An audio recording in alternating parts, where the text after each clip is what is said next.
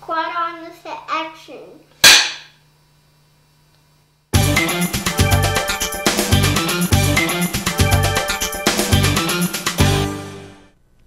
In this month's Market Trends Report, we saw that the month-to-month median sales price for homes in central Contra Costa had bottomed out in January of this year, and prices were on a steady upward trend through May. Well, for June, it appears that the gradually rising price trend has stalled a bit and taken a slight step backwards. But there still appears to be some hopeful news in the June sales figures that show some positive trends. While prices have dropped a bit in June, the number of homes actually sold and closed continued its upward trend in June.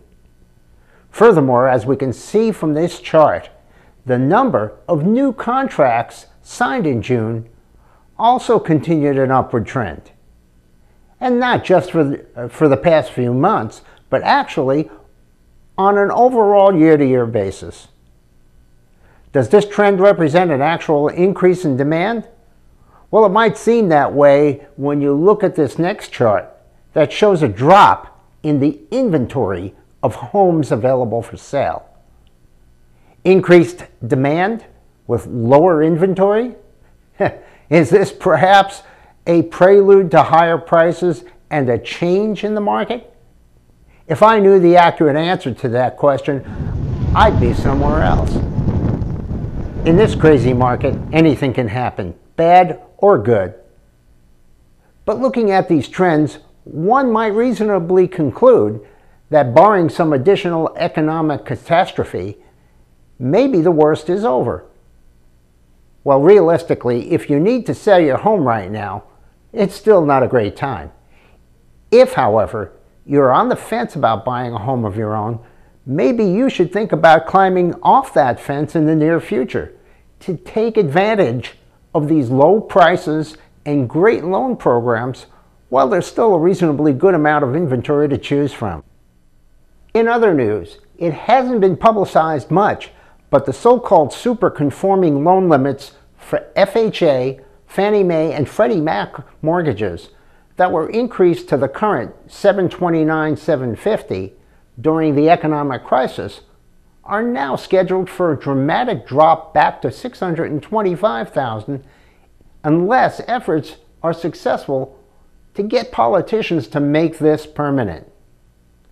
If the loan limits are in fact reduced as scheduled, this could increase interest rates, down payments, and loan qualification requirements for purchasers needing loans over $417,000. The result of lower loan limits could be to knock many home buyers out of the already troubled housing market, especially in Contra Costa and surrounding Bay Area communities with their higher home prices. In fact, an analysis by the California Association of Realtors indicates that 30,000 California families will be negatively impacted if these loan limits are reduced beginning on October 1st. As always, you can download the charts I've used for this month's Market Trends Report using the link on this page. And remember, I can now provide direct access to the same Contra Costa MLS database that I use as a professional broker. You can actually search for active pending sales and sold listings, plus you can find school information and some interesting demographic data.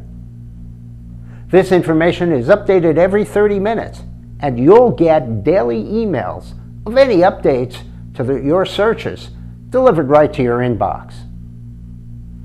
Just click on the listing book link on this page. Hey, if you found this brief update informative, please pass on the link to this video to family members or friends who you think might have an interest in Contra Costa real estate. Well, that's it for now, and once again, thanks for watching.